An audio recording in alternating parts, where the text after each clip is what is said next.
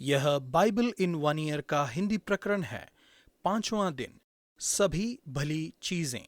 हम सब खुशियां खोजते हैं, हम सब प्रेम खोजते हैं, हम सब शांति के लिए बेचैन हैं, लेकिन कई बार हम गलत जगहों में शांति खोजते हैं। सेंट अगस्टिन ने प्रार्थना की, प्रभु आपने हमें अपने लिए बनाया है और हमारे दिल बेचैन हैं जब तक हम आप में शांति न पालें। परमेश्वर सभी अच्छी चीजों के स्रोत हैं। भजन संहिता 4 का 1 से 8। आनंद और शांति के स्रोत। अक्सर हम शांति और आनंद गलत जगहों में खोजते हैं। तुम कब तक व्यर्थ बातों से प्रीति रखोगे और झूठी युक्ति की योजना में रहोगे? पद 2। हम सोचते हैं कि धन, संपत्ति या सफलता उत्तर होंगे, लेकिन ये सब भ्रम और झूठे देवता हैं। दाऊद हमें बताते हैं कि असली आनंद और शांति परमेश्वर के साथ अच्छा संबंध स्थापित करने में पाए जाते हैं। पद 3। हमसे परेशानी मुक्त जीवन का वायदा नहीं किया गया है। भजन संहिता एक पुकार से आरंभ होता है, जब मैं सकेती में पड़ा तब तूने मुझे विस्तार दिया, मुझ पर अनुग्रह कर और मेरी प्रार्थना सुन ले। पद 1। दाऊद को पूरा विश्वास था कि परमेश्वर उसकी प्रार्थना सुनेंगे। जब मैं यहोवा को पुकारूंगा तब वह मेरी सुन लेगा। पद 3। केवल परमेश्वर ही आनंद और शांति के स्रोत हैं। हे यहोवा, तू अपने मुख का प्रकाश हम पर चमका। तूने मेरे मन को उनसे कहीं अधिक आनंद से भर दिया है, जो उनको अन्न और दाखमधु की बढ़ती से होता था। मैं शांति से लेट जाऊंगा और सो जाऊंगा, क्योंकि हे यहोवा, केवल तू ही मुझको एकांत में निश्चिंत रहने देता है। पद 6 से 8। भौतिक समृद्धि और ऐश्वर्य से ज्यादा परमेश्वर की उपस्थिति में कहीं ज्यादा आनंद है। समृद्धि तो अवास्तविक सुरक्षा लाती है, फिर भी इससे शांतिपूर्ण नींद नहीं आती। यह केवल परमेश्वर ही ला सकते हैं। निश्चिंत रहने देता है। पद 8। प्रभु आपके मुख का प्रकाश मुझ पर चमकाइए, मेरे हृदय को अपनी उपस्थिति के आनंद से भर दीजिए और मुझे शांति की नींद प्रदान कीजिए। नया नियम मत्ती 4 के 23 से 5 के 20 तक। परमेश्वर की कृपा और सच्ची खुशी। यीशु के अनुसार सच्ची खुशी उन सभी चीजों से नहीं आती जिनका सुझाव समाज देता है। यह प्रसिद्धि, सुंदरता, धन और संपत्ति से नहीं आती। यह इस बारे में नहीं है कि आप कैसे महसूस करते हैं, बल्कि यह इस बारे में है कि आप क्या करते हैं। ग्रीक शब्द जिसे 5:3 से 11 में उपयोग किया गया है वह है मकैरियोस, जिसका अर्थ है आशीषित, भाग्यशाली, खुश, परमेश्वर की कृपा प्राप्त करने वाला, सौभाग्यशाली, या जैसा कि एम्प्लीफाइड संस्करण इसे लिखता है, खुश, ईर्ष्या के योग्य और आत्मिक रूप से समृद्ध, यानी आनंद और संतोष से भरा जीवन, चाहे उनकी स्थिति कैसी भी क्यों न हो। परम सुख, सुंदर व्यवहार की अवस्था में यीशु 8 अनपेक्षित स्थितियों का वर्णन करते हैं जिनमें आप परमेश्वर की कृपा और आशीषों को प्राप्त कर सकते हैं। नंबर 1, परमेश्वर के लिए आत्मिक रूप से बेचैन रहें। धन्य हैं वे जो मन के दीन हैं। पद 3। दीन शब्द का अर्थ है भीख मांगना, समर्थन के लिए दूसरों पर निर्भर होना। यहाँ इसका अर्थ है यीशु पर निर्भर होने की जरूरत का एहसास होने पर निम्न और कमजोर होना। तुम आशीषित हो जब तुम अपनी रस्सी के छोर पर हो। पद 3। धन्य हैं वे जो आत्मा में दीन हैं, क्योंकि जिनके द्वारा यीशु ने संभव किया है, स्वर्ग का राज्य उन्हीं का है। नंबर 2, अपनी स्थिति का शोक मनाएं। धन्य हैं वे जो शोक करते हैं। पद 4। अपने खुद के पाप पर और अपने आसपास की दुनिया में गड़बड़ी पर शोक मनाओ।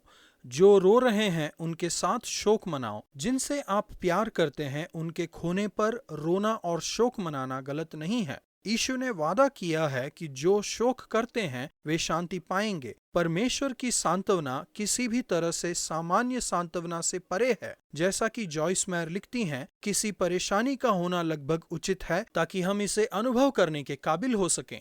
नंबर 3, आप जो हैं, जैसे भी हैं, उसमें संतुष्ट रहें। धन्य हैं वे जो नम्र हैं। नम्र के लिए ग्रीक शब्द का अर्थ है विनम्र, दूसरों का ध्यान रखने वाला, विनयशील। यह दूसरों के प्रति दया और करुणा दिखाता है। यह घमंड और स्वार्थी के विपरीत है। इसका मतलब है टूटना, ग्लास के टूटने के संदर्भ में नहीं जो कि बिखर गया हो, बल्कि इस संदर्भ में है जहां एक घोड़े को लगाम द्वारा नियंत्रित या काबू किया गया है। यीशु के द्वारा नम्र लोग धन्य हैं, क्योंकि वे पृथ्वी के अधिकारी होंगे। पद 5। आप जो हैं न कम न ज्यादा, यदि आप उसमें संतुष्ट रहेंगे तो आप धन्य हैं। नंबर 4, परमेश्वर के लिए भूखे हों। धन्य हैं वे जो धर्म के भूखे और प्यासे हैं। परमेश्वर के साथ संबंध बनाने का प्रयास करें, जो कि आपकी पहली प्राथमिकता होनी चाहिए। अपने लिए किसी चीज के पीछे भागना आपको खोखला बना देता है, लेकिन परमेश्वर और उनकी धार्मिकता के लिए भूखे रहने से वे तृप्त किए जाएंगे। पद 6, आप धन्य हैं जो आपने परमेश्वर के लिए अच्छी भूख बनाई है। नंबर 5, क्षमा प्राप्त करें और दयावंत बने।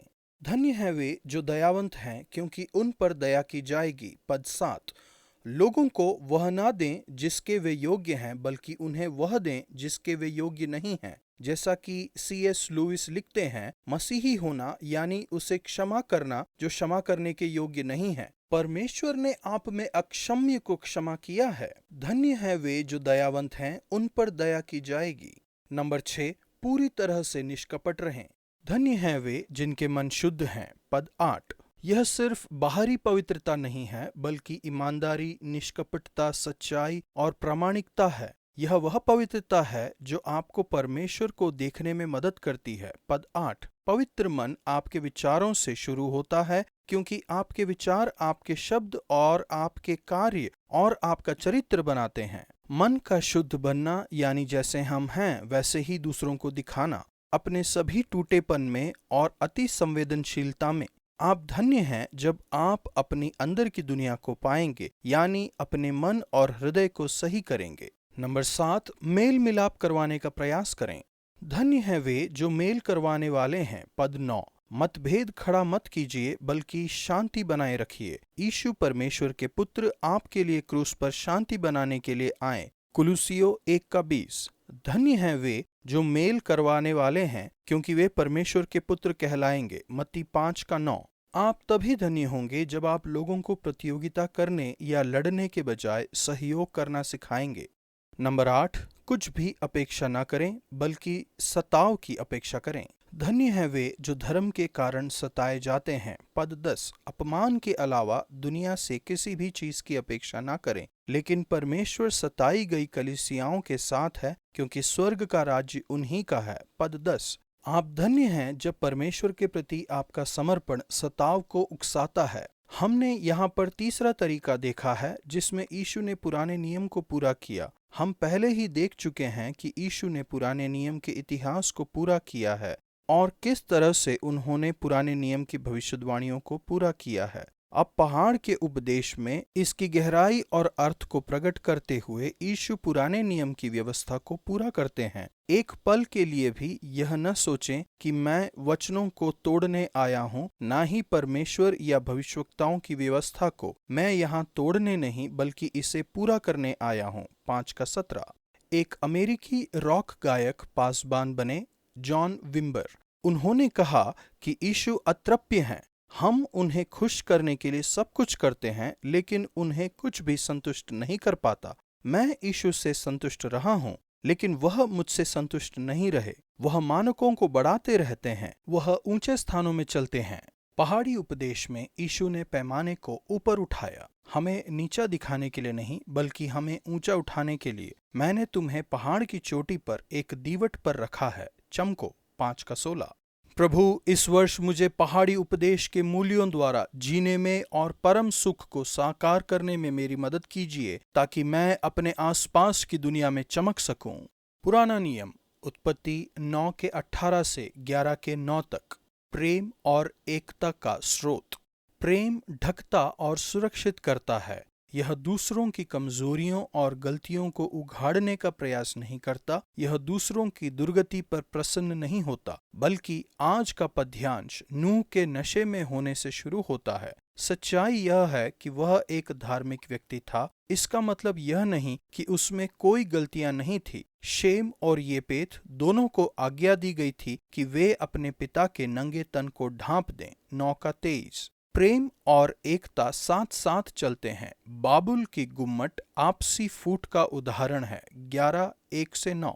लोगों ने कहा, आओ हम एक नगर और एक गुम्मट बना लें जिसकी चोटी आकाश से बातें करें। इस प्रकार से हम अपना नाम करें। ऐसा न हो कि हमको सारी पृथ्वी पर फैलना पड़ जाए। पद 4। पेंतकोस्त का दिन बाबुल का उल्टाव था। पवित्र आत्मा लोगों को बोलने में मदद करते हैं। हम में से हर एक अपनी अपनी जन्मभूमि की भाषा सुनता है। प्रेरितों के कार्य 2:8। अन्य भाषा बोलने का वरदान इस सच्चाई को दर्शाता है कि पवित्र आत्मा बाबुल के विभेद को पलट देते हैं और सभी लोगों को और भाषाओं को आपस में जोड़ते हैं। जब हम पवित्र आत्मा को चर्चों, भाषाओं और देशों में प्रेम और एकता लाते हुए देखते हैं तो यह एक सामान्य अनुभव है। प्रभु, हम कभी भी खुद के लिए या अपने चर्च के लिए नाम कमाने की कोशिश न करें, बल्कि हम आपको महिमा देने का प्रयास करें। अपना पवित्र आत्मा उंडेलिए, हे प्रभु, जैसा कि आपने पेंतकोस्त के दिन किया था। बाबुल का ठीक विपरीत होने दें। सभी विभेद का अंत हो जाए। आपके पवित्र आत्मा और परमेश्वर के राज्य का मूल्य प्रेम, आनंद, शांति, सच्ची खुशी और एकता हो जाए। मत्ती 4:24। जो नाना प्रकार की बीमारियों और दुखों में जकड़े हुए थे उनके पास लाए और उसने उन्हें चंगा किया। मैं उन सब के लिए प्रार्थना करूंगी जो आज बीमार हैं या कष्ट में हैं। आज का वचन, मैं शांति से लेट जाऊंगा और सो जाऊंगा, क्योंकि यहोवा केवल तू ही मुझको एकांत में निश्चित रहने देता है। भजन संहिता 4:8।